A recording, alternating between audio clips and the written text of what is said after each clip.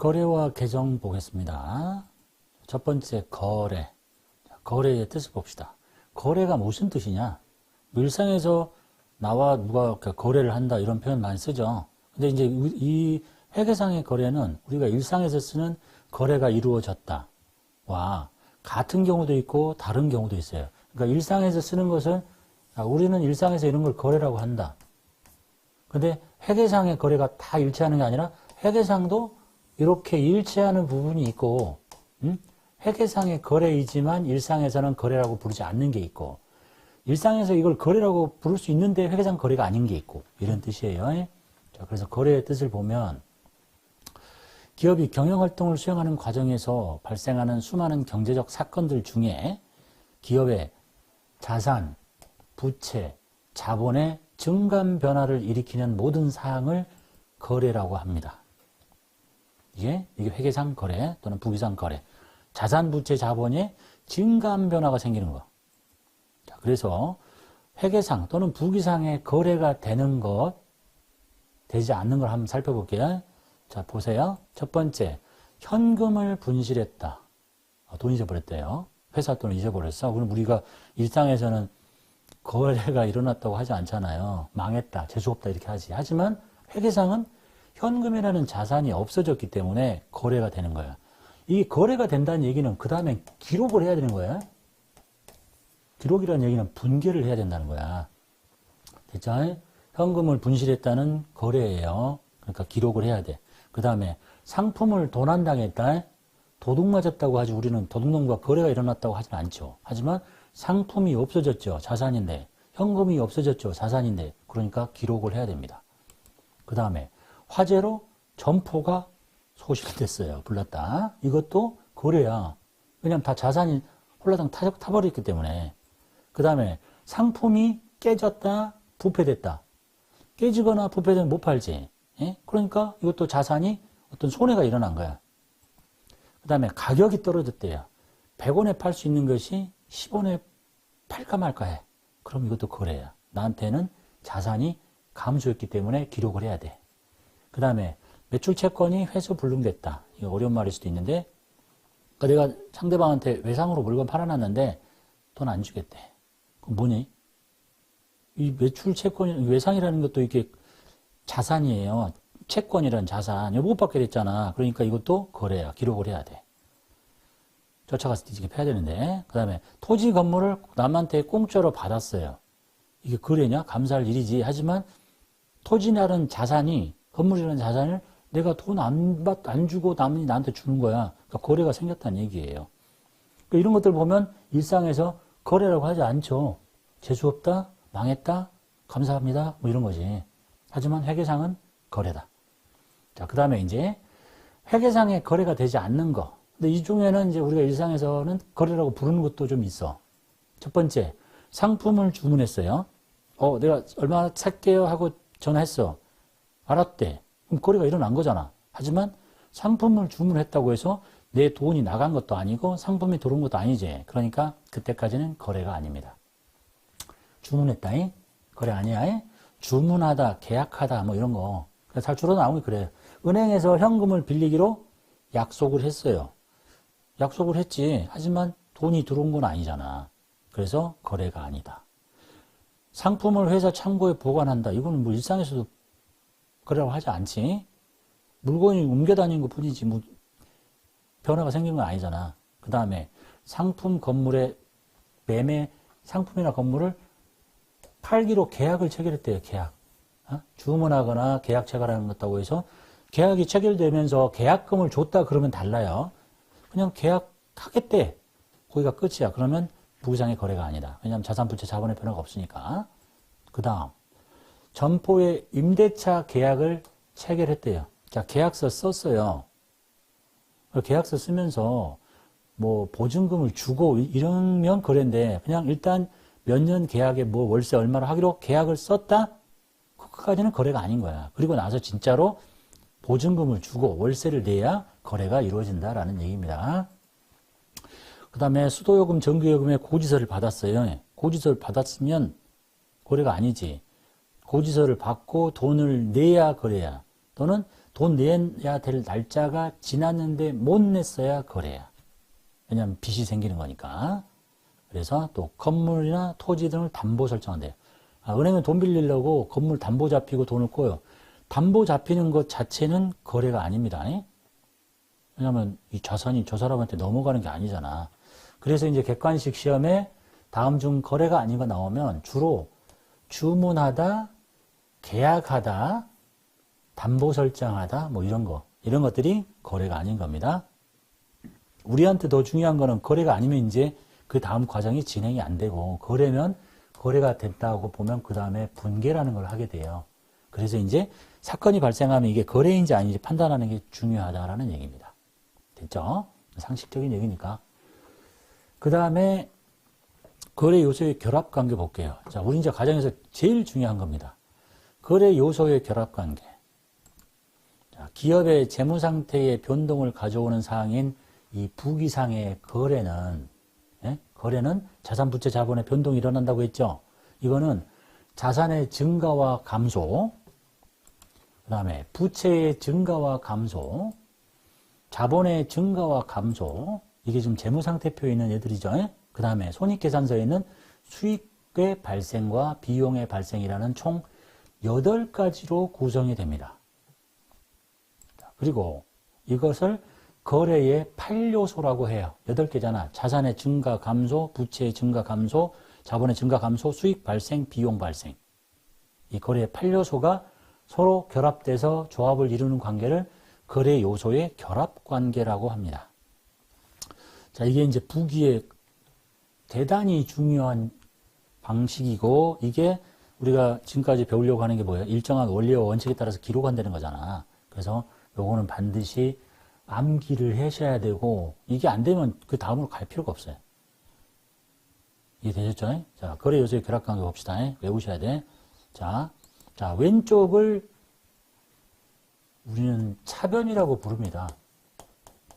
그냥 왼쪽이라고 해도 상관없어요. 무슨 의미가 있는 게 아니니까. 자, 오른쪽을 회계하는 사람들은 대변이라고 부릅니다. 그냥 오른쪽이라고 해도 상관없어요. 좀 더 멋있잖아. 차변, 대변 하면 남들이 못 알아먹으니까. 자, 왼쪽, 오른쪽 할게요. 자산이 증가하면 왼쪽에 적읍시다 라고 약속을 했어요. 자, 그러니까 자산이 감소하면 오른쪽에 적읍시다. 됐죠? 부채가 증가하면 오른쪽에 적기로 했습니다. 그러니까 감소하면 왼쪽에 적읍시다. 자본이 증가하면 오른쪽에 적기로 했습니다. 그러니까 감소하면 왼쪽에 적습니다. 됐죠? 그 다음에 수익이 발생하면 오른쪽에 적기로 했습니다. 그런데 그러면 수익이 발생을 했는데 수익은 감소 안 하냐? 발생했다가 취소 안 하냐? 할 수 있어요. 그러면 이제 이걸 이쪽에다 적겠지. 수익의 취소. 근데 저게 거의 없다고 보시면 돼. 물건을 팔았다가 100만 원을 팔았는데 다시 가져가라 이렇게 할 수도 있잖아요. 그러면 그냥 여기에서 음수로 입력할 수도 있고, 그렇기 때문에 구태여 한 개를 더 만들 필요가 없어. 이걸까지 인정을 하면 이제 거래의 8요소가 아니라 10요소가 되거든요. 그래서 수익이 취소가 되면 이쪽에 올 수도 있는데 이쪽에서도 음수를 쓸 수도 있고, 그 일이 흔하지 않으니까 그냥 나열하지 않은 것 뿐이다 이런 얘기입니다. 그 다음에 비용이 발생을 하면 왼쪽에다 적기로 했어요. 그리고 비용이 취소될 수도 있잖아. 그럼 오른쪽에 적을 수도 있어. 하지만 얘와 똑같은 이유로 거의 그럴 일이 없기 때문에 괜히 머리 아프게 10개를 만들 필요 없다. 그래서 지금 딱 8개가 있는 거예요. 그래서 이 왼쪽 자산의 증가, 부채의 감소, 자본의 감소, 비용의 발생을 외우시고, 오른쪽에 자산의 감소, 부채의 증가, 자본의 증가, 수익의 발생을 외우셔야 돼. 근데 이제 이것을 외우라고 하면 쉽게 외워지나? 외워지지? 그럼 며칠 지나면 또 잊어버리잖아. 그래서 지금 노란색으로 표시되어 있는 거 있잖아요.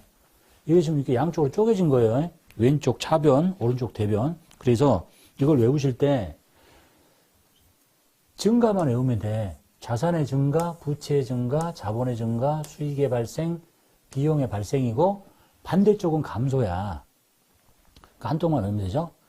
그래서 어떻게 외우는 게 제일 좋냐? 저는 이렇게 외웁니다. 그냥 1번 자산의 증가, 부채, 뭐 증가도 외울 필요 없어. 그냥 자산, 부채, 자본, 수익, 비용 이렇게 외우시면 돼요. 자산, 부채, 자본, 수익, 비용. 그렇죠? 자산, 부채, 자본, 수익, 비용. 자산의 증가, 부채 증가, 자본의 증가, 수익 발생, 비용 발생. 그리고 반대쪽에 감소 또는 소멸. 이렇게 외우시면 돼. 외워졌나요? 외워야 돼. 자, 근데 이제 이런 거를 기억해야 돼요. 우리가 거래가 발생을 해서 기록을 할 때 이렇게 기록하잖아요. 자산이 증가할 때 왼쪽에 적었고 감소할 때 오른쪽에 적었기 때문에 결국은 자산이 증가할 때 이쪽으로 적고 많이 적었죠? 이거 한 100 증가했다 칩시다. 근데 50, 40이 감소했어요. 그러면 40을 여기다 적거든? 그죠? 그러면 양쪽을 싹 다 지우면 어디 쪽에 남아있죠? 증가가 100이고 감소가 40이면 이걸 싹 상계하면 이쪽에 60이 남게 되잖아. 그잖아요. 증가할 때 왼쪽에 적어놨고 감소할 때 왼쪽 거를 없앤 게 아니라 그대로 놓고 다시 오른쪽에다 감소한 걸 적었기 때문에 싹 삭제하면 왼쪽에 남는 거야. 맞지? 자, 근데 얘가 부채나 자본이다. 그러면 부채나 자본일 때 증가할 때 이쪽에 적었다. 증가 100. 계속 증가 적어. 감소를 여기서 줄이는 게 아니고 이쪽에다 감소를 적어. 그럼 결국은 얼마 남냐? 싹 상계하면 이쪽에 남지. 부채가. 자본이. 그죠? 자, 그래서 우리가 이렇게 기록을 했기 때문에 자산, 부채, 자본은 재무상태표에 나온다고 말씀드렸잖아요. 재무상태표 등식을 한번 봐봐요. 재무상태표 등식이 자산은 부채 플러스 자본이라고 했잖아. 왜 재무상태표가 이렇게 그려지냐면 이렇게 적었기 때문에 그래. 증가할 때 왼쪽에 적었고 감소할 때 오른쪽에 적으니까 12월 31일 기준으로 잔액이 다 왼쪽에 있는 거야. 이렇게. 부채는 증가할 때 오른쪽에 적었고 감소할 때 왼쪽에 적었고 다 오른쪽에 남는 거야. 이렇게. 그래서 이렇게 외운 거예요. 자산, 부채, 자본. 자, 손익계산서도 계정식이 이거야. 오른쪽이 수익이고 왼쪽이 비용이거든요. 자, 그래서 요 그림 하나만 외우면 돼요. 거래의 요소의 결합관계는 재무상태표인 수익도 기록할 때 오른쪽에 적었기 때문에 수익이 혹시 취소된 게 있으면 왼쪽에다 적거나 여기서 줄였거나 하면 결국 이쪽에 남아. 그래서 거래 8요소를 머리 써서 외울 필요 없이 그냥 재무상태표인 재무상태표의 등식, 손익계산서 등식, 이제 이 두 차이가 순이익, 순손실이겠지만 자산, 부채, 자본, 수익, 비용 이렇게 외우시면 돼요. 자, 그렇게 외우라고 했는데 그걸 못 외울 사람 없잖아. 아니, 자산의 증가는 차변, 대변 이렇게 하지 말고 그냥 자산, 부채, 자본, 수익, 비용 요 순서만 외우면 된다니까요. 그럼 그 자리가 증가인 거야. 자산 증가, 부채, 자본 증가, 수익 발생, 비용 발생. 반대쪽은 소멸. 이렇게 외우실 수 있겠죠. 이걸 못 외우면 나는 할 말이 없고 이해되셨죠? 그 정도는 당연히 외우셔야 됩니다. 자, 그 다음에 외우셔야 되고 그것들의 결합 관계를 한번 보자는 얘기예요. 자, 왼쪽에 있는 어느 한 요소와 얘와 얘가 만날 수는 없어요. 나머지 없는데 얘가 자산이 증가하면서 부채가 감소하는 거래를 한번 만들어 봐요. 그러면 여러분은 우리가 배운 이 회계학은 다 없애져야 되는 거고 노벨상 받을 거야. 노벨 회계학상. 그런 거래 없다니까. 머리 자만으로 한번 생각해 봐요. 나한테 돈이 늘어나면서 빚이 줄어드는 경우가 있나? 없어. 그렇게 만들어져 있으니까 없지. 그래서 이쪽에 어느 한 요소와 또는 두 개와 얘가 이렇게 만날 수도 있고 얘 두 개와 얘 두 개가 만날 수도 있고 막 이렇게 조합이 된다는 얘기예요. 그거를 이제 그 중에 대표적인 자산이 증가하면서 이쪽 거를 하나씩 만나는 경우 또는 두 개 만날 수도 있고 또는 자산이 감소하면서 이쪽 거 만나는 사례를 좀 살펴보자 라는 얘기입니다. 됐죠? 자, 그래서 자산이 증가하면서 오른쪽인 대변에 여러분 이제 좀 멋있게 보이려면 대변해도 되고 그냥 저는 오른쪽 왼쪽 할게요. 이런 거래를 하나씩 살펴보자 라는 얘기입니다. 봅시다. 뭐 어려울 수도 있고 잘 해보면 이제 요 관문만 잘 통과하면 재밌는데 어렵지 않잖아. 자산, 부채, 자본, 수익, 비용이니까 자산의 증가, 자산의 감소, 부채의 증가, 자본의 증가, 수익 발생. 예? 달달달 떠올라야 돼. 자, 갑시다. 자, 사례 볼게요. 건물 10만 원을 삽니다. 대금은 현금으로 줍니다. 자, 이렇게 생각하시면 돼요. 더 쉽게 하려면 나한테 자산의 증가가 왼쪽이라 했으니까 나한테 뭐가 들어오는 것 같다. 자, 이쪽이죠. 여러분이 보면 이렇게죠. 나한테 뭔가 들어오는 것 같다 그러면 왼쪽에 적는 거야. 그리고 나가는 것 같다 그러면 오른쪽에 적는 거야. 그런 얘기를 많이 하는데 얘를 우리 야구 좋아하잖아. 야구 선수가 공이 날라오면 공이 들어오면 어떻게 받아요? 머리로 받아? 그건 축구잖아. 왼손으로 받아. 왼손으로. 왼손잡이가 아니고 오른손잡이면 들어오면 왼손으로 받고 공이 나갈 때 오른손 나가잖아. 그러니까 누구는 뭐 들차 나대 이렇게 하던데 뭐 가지가지 하는 거니까. 그러니까 들면 차변 나가면 대변 들차 나대가 그냥 공 들어오면 왼손으로 받으니까 왼쪽에 적어 나가면 오른쪽에 적어 이렇게 생각하시면 돼. 가장 단순하게. 그렇지 않은 경우도 있지만. 자, 그래서 일단 봐요. 나한테 들어오는 게 있나 봅니다. 건물 10만 원을 사왔어요. 건물이 들어왔나요? 건물이 어떻게 들어와? 아, 들어온 거야, 건물이 나한테. 내가 건물 샀잖아. 그리고 뭐가 나가? 돈이 나가잖아, 현금이. 그래서, 아, 건물이 들어왔다. 그래서 여기다가 자산이죠. 그러니까 들어왔으니까 여기다 적는데 그 이름을 이제 뭐로 할 거냐를 배울 거야. 저걸 건물이라고 할 건지, 상가라고 할 건지, 빌딩이라고 할 건지. 그래서 자산이 증가했으니까 이쪽에다가 건물이라고 쓰고, 그럼 뭐 나가는 게 있잖아, 이제. 뭐가 나갔어? 현금이 나갔지. 그러니까 오른쪽에다가 현금이라고 쓰는 거예요. 이렇게. 자, 요걸 배울 거야. 건물, 현금. 그러고 보니까 건물이라는 자산이 증가했고, 현금이라는 자산이 감소했기 때문에 요렇게 쌍이 만났구나. 라는 것이다. 라는 얘기입니다. 됐죠? 자, 두 번째 거. 자, 상품 13만 원을 외상으로 사옵니다. 자, 뭐 들어오는 거 있나 봐요. 상품을 사왔잖아. 상품이 나한테 들어왔지. 뭐 나간 거 있나 봐. 돈을 줬으면 돈이 나갔을 텐데 나간 게 아무것도 없어. 그러면 일단 둘 중에 한쪽을 알았지. 상품이 들어온 걸 알았잖아. 이름은 상품이라고 하는 거야, 이제. 그러면 왼쪽에다가 상품이라고 적어 들어왔지. 자, 나간 게 없어. 응? 현금 줬으면 현금 나갔는데 근데 나간 게 없어? 그럼 그 다음에 찾아. 자산이 감소한 게 아니면 빚이 늘었네? 아, 그래. 나중에 갚아야 할 빚이 늘었구나. 그래서 부채가 증가한 거야. 그렇다고 자본이 증가한 것도 아니고 수익이 생긴 거 아니야. 물건을 외상으로 사는데 뭐 수익이 느냐. 그러면, 그러니까 양쪽 중에 어느 한쪽이 먼저 채워지면 반대쪽에서 나머지 걸 찾으면 된다는 얘기야. 그래서 차변에다가 왼쪽에다가 상품이라고 적고 상품 들어왔잖아. 돈이 안 나갔으니까 현금이라고 못 적고 외상매입금이라는 부채를 적어 놓는다는 얘기예요. 그래서 이제 자산의 증가와 부채의 증가가 만난 거래다라는 얘기입니다. 자, 이런 거를 배우러 갈 거예요. 이제 느낌만 찾으시면 돼. 자, 그 다음에 세 번째, 현금 50만 원을 출자해서 영업을 시작합니다. 나한테 뭐 들어온 거 있나 봐요. 나는 사람이 아니라 그 기업이야. 회사를 시작하기 위해서 누군가가 회사한테 돈을 줬으니까 내가 기업인 나한테 돈이 들어온 거잖아. 그러니까 현금이 들어왔어요. 들어왔어. 현금이라고 하시면 되지. 자, 근데 뭐 나간 거 있나 봐. 나간 거 있어? 출자 받았다니까. 에? 이거 뭐냐, 이거. 자, 그러니까 나간 것이 없어요. 빚이 늘었냐? 남한테 돈 빌린 게 아니잖아. 투자 받아서. 그래서 자본이 증가한 거예요. 물건 팔아 수익 생긴 게 아니니까. 그래서 왼쪽에 출자 받았죠. 돈 들어왔죠. 현금 적고 오른쪽에 자본금이라고 합니다. 이렇게 그러니까 자산의 증가와 자본의 증가가 만난 거래예요. 그 다음에 마지막으로 대여금에 대한 이자 5만 원을 현금으로 회수합니다. 자, 대여금이라는 얘기는 남한테 돈을 빌려줬다는 얘기입니다. 빌려오면 차입금이라고 부르고 빌려주면 대여라고 합니다. 대여금. 자, 돈을 빌려줬는데 이자를 현금으로 받아요. 나한테 뭐 들어오는 거 있나요? 있잖아. 현금 들어왔잖아, 현금. 그죠? 그럼 여기다가 현금이라고 적어 들어왔지?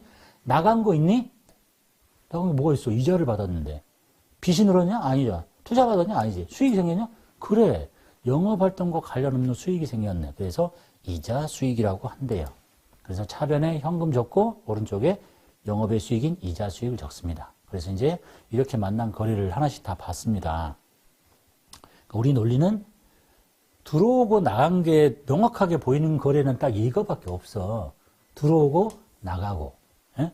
근데 들어온 거 알겠으면 이제 나머지를 이쪽에서 찾을 필요는 없잖아. 이쪽에서 이거 아닌 나머지 것 중에 하나는 반드시 있을 거니까. 이런 식으로 찾아내시면 된다라는 얘기예요. 자, 그 다음 사례를 봅시다.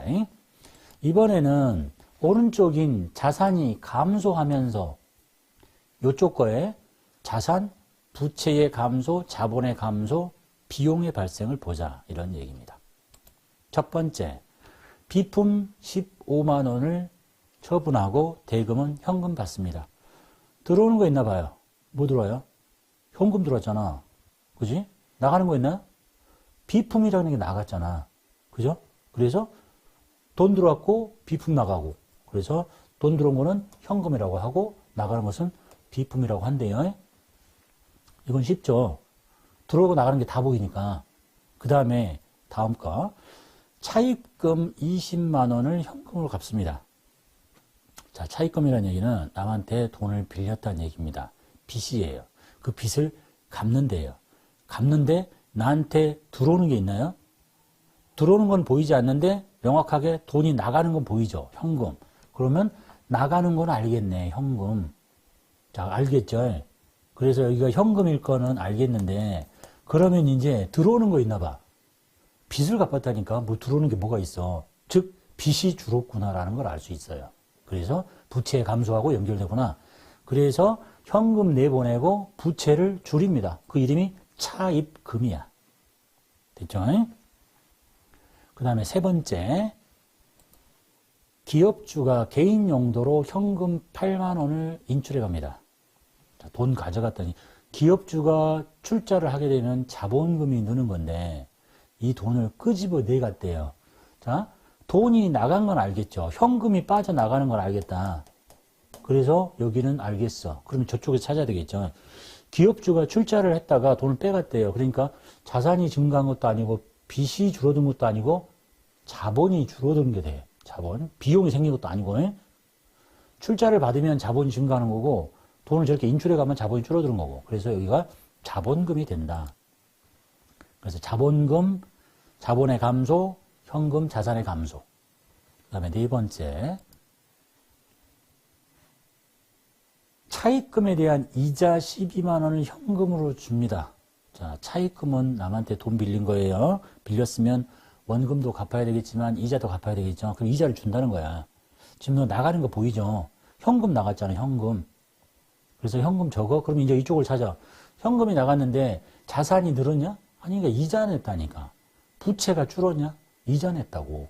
자본이 줄었냐? 이자 냈다니까. 그래서 비용이 발생한 거야. 이자 비용이라는 영업의 비용이 발생한 거래다라는 것을 알 수 있습니다. 되셨죠? 자, 이렇게 이제 이렇게 하는 거를 나중에 이제 분계라고 배우는데 어떤 거래가 생기면 반드시 왼쪽에 뭐와 오른쪽에 뭐가 만나게 돼. 얘처럼 한 개씩 만날 수도 있고 제 두 개와 여기 두 개가 만날 수도 있고 제 두 개와 한 개가 만날 수도 있는데 먼저 들어오는 것과 나가는 것을 먼저 판단을 하면 돼요. 들어오는 게 안 보이면 나가는 거라도 보여. 둘 다 안 보일 경우도 있긴 하겠지만 그리고 나서 나머지 쪽을 채우시면 되겠다라는 얘기입니다. 자, 이제 거래 이중성이라는 얘기 잠깐 볼게요. 자, 어떤 하나의 거래가 이루어지면 반드시 차변 요소와 대변 요소가 원인과 결과로 대립이 되어 성립하는데 항상 같은 금액을 적게 돼요. 자, 보세요. 이런 얘기야. 내가 상품을 사왔어요. 그래서 돈을 줬어요. 그러면 자, 봐. 상품이라는 게 들어왔지. 그 이름을 이제 배울 거니까 여기다가 상품이라고 써. 상품 10만 원. 자, 이 상품을 사온 게 원인이 돼서 결국은 결과적으로 뭘 줘야 돼? 돈을 줘야 되잖아. 현금이라는 것을 주든지 외상이 늘어나든지 그렇게 해서 이게 원인과 결과로 서로 대립하고 항상 같은 금액을 적게 돼. 응? 이해됐죠? 그래서 이거를 거래의 이중성이라고 부르고 이게 지금 복식북인 거예요. 이해되셨죠? 우리가 지금 배워야 될 게 복식북이거든요. 거의 대부분이 지금 이거를 할 거야. 우리가 이제 주구장창 해야 될 게 무슨 거래가 생기면 여기다가 뭘 적고 여기다가 뭘 적고 할 텐데 그 큰 타이틀은 일단 이름을 뭘로 할 거냐와 그 다음에 금액을 뭘로 할 거냐와 라는 거야. 금액은 뭐 중금 이게 잘 적는 거 아니야? 그렇지가 않아. 이해되셨죠? 이제 그 큰 대장정의 길에 지금 왼쪽 오른쪽 자리 잡는 거를 배우고 있는 거라고 보시면 돼요. 되셨죠? 이건 이제 거래의 이중성, 이게 복식북의 근본 원리라고 보시면 되겠습니다. 계정 보겠습니다. 계정의 뜻부터 볼게요. 계정이라는 게 뭐냐? 뭐 계좌, 뭐 이런 비슷한 얘기인데, 자, 거래가 발생하면 자산부채 자본의 증감 또는 수익 비용이 발생하게 되죠. 자, 그러면 이제 그거를 장부에다가 기록을 해야 되는데, 예? 그죠? 이 경우에 각 요소의 변동 내용을 정확하게 기록하기 위해서는 자산부채 자본 수익 비용에 대해서 구체적인 항목을 세워야 될 필요가 있어. 이름. 아까 우리가 봤던 이걸 상품이라고 부를 건지 현금이라고 부를 건지. 그래서 그 구체적인 항목을 세워서 기록할 필요가 있는데 무작정 이름을 짓는 게 아니라 같은 종류, 같은 성질을 가진 것을 항목별로 나누어서 기록, 계산하는 그 단위 자체를 계정이라고 불러. 계정. 무슨 은행 계좌처럼. 그러니까 같은 성질을 가진 것, 이걸 T자로 그리면 자, 요렇게 생긴 게 계정인 거야. 그것들을 비슷한 것들끼리 모아서 요렇게 적고 어떤 애들은 요렇게 적자. 이게 계정인 거야. 일단 무슨 조그마한 하우스처럼 집 이렇게 얘하고 비슷한 거는 여기다 적고 얘하고 비슷한 거는 여기다 적고 여기다 적고 그리고 나서 거기다가 문패를 달아주자 이런 얘기야. 여기에 달려있는 이름 그걸 보고 계정 과목이라고 합니다. 계정 과목. 가장 많이 듣는 말 계정 과목, 계정 명칭. 아, 이런 것들은 그냥 우리가 현금이라고 하자. 야, 이런 것들은 예금이라고 이름을 하고 그런 것들을 저기다 같이 적는 거야. 이해되셨죠? 그래서 계정 과목이라는 게 이 계정에 붙여진 문패, 이름을 계정 과목이라고 한다라는 얘기입니다. 가장 많이 보게 되는 게 이제 같은 성질을 가진 것끼리 모아놓는 장소가 계정인데 그 계정에 붙어있는 타이틀이 계정 과목이다. 자, 계정이 분류 보시면 계정은 자산부채 자본 수익 비용 계정이 있겠죠. 그래서 재무상태표에 기록되는 자산부채 자본 계정을 재무상태표 계정이라고 부르고 손익계산서에 기재된 수익과 비용을 손익계산서 계정이라고 불러요. 너무나 지극히 당연한 얘기겠죠. 그걸 정리해보면 자, 계정은 재무상태표 계정, 손익계산서 계정이 있는데 자산부채 자본이 재무상태표 계정, 수익 비용이 손익계산서 계정 그것들의 예를 보면 자산은 현금이라는 것도 있고 부채에는 뭐 차입금이라는 것도 있고 자본은 자본금이 있고 수익에는 매출액이라는 게 있고 비용에는 뭐 급여 이런 것들이 들어있더라라는 얘기입니다.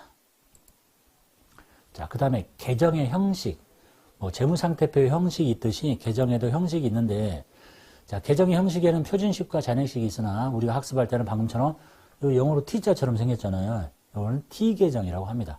그리고 왼쪽은 차변, 오른쪽은 대변. 그러니까 예를 들면 여기가 현금 이렇게 있는 거에 이걸 보고 계정 명칭이라고 하는 거야.